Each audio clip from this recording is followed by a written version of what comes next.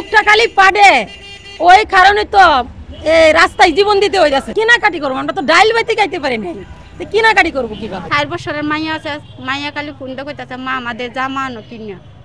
আমরা মিথ্যা সান্ত্বনা দিতাছি নিয়ম জামা। মালিক পক্ষ যদি বেতন না দেয়, আমাদের ঈদ তো ঈদ না, ঈদ আর হবে না আমাদের। বাড়িওয়ালা মনে হচ্ছে বাড়ির থাকতে দিতেছে না, দোকানওয়ালা দোকান বাকি দিতেছে না, আমরা খুব অসহায়। এই ঈদে জামা জুতো অ্যাক্সেসরিজের ডিসকাউন্ট। রাস্তায় জীবন দিতে হচ্ছে, রাস্তায় আমরা মায়ের ফিট করে চাইতেছে ওই জায়গা তো সরাই দিব। আমরা 3 মাস ধরে বেতন পাই না, কেমনে কেনাকাটা করবো? আমরা বাড়িতে যাবো তাও ভাড়া নাই, খোলা ফান্ডে কি কিনা দিব, টাকা নাই, কিছু কিনা দিবার সম্মত নাই। আমরা মনে করেন কাজ করিয়া আমরা মাসের মাস শিটমেন্ট দেই, শিটমেন্টের সময় বড় বড় মেজারমেন্টটা রাখে, যখন শিটমেন্ট শেষ হয় তখন হেরা পালায় যায়, আমরা ভাড়ারা কুইজা পাই না। মালিক আমরা অনেক কষ্ট দিতেছে, মনে করেন এই তারিখ দেয় 20 তারিখ 25 তারিখ 30 তারিখ এরকম করে তারিখ দিয়ে আমরা 3 মাসের বেতন আটকাইছে। 2 মাস 3 মাস হয়ে গেছে, বেতন দেয় না, বোনাস দেয় না, ছুটির টাকা দেয় না। আমার পরিবার কষ্ট মধ্যে আছি, কষ্টের কারণে এই জায়গায় আইছি আমরা। বাচ্চাদের পড়াশোনা ওইভাবে চলতেছে, বেতন দিবার পারি না, বাই করে দেয় স্কুল যায় না, বাই করে দেয় মাস্টাররা।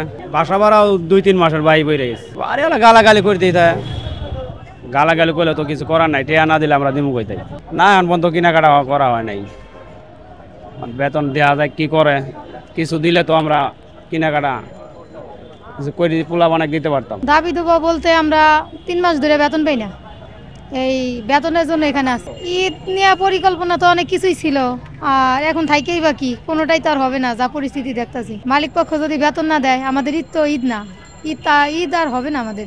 পরিস্থিতি যেরকম দেখা যাইতেছে এর কোনো আশা দেখতেছি না যে পাবো কি না পাবো। আজ 3 দিন ধরে এই জায়গাতে আছি, আমরা থাকার মানে কোনো আশা পাইতেছি না। ফ্যাক্টরি তো ভরপুর কাজ আছিল, কাজ করাইছে, বড় বড় ম্যানেজমেন্টগুলা বইলা ডেট দিছে, নোটিশের মাধ্যমে জানাইছে, অনেক দরখাস্তর মধ্যে আবার লিখিত দিছে, এগুলা দিয়ে জানায় কাজ করছে।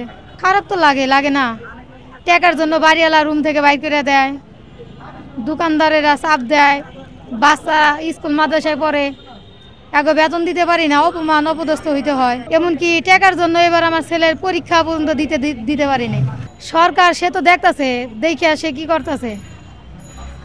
নতুন সরকার আছে, হয়তো আর আমাদের এই সমস্যা দেখতেছে না। যদি দেখতো, এর চোখে যদি পড়তো, তাহলে অবশ্যই সমাধানের চেষ্টা করতো।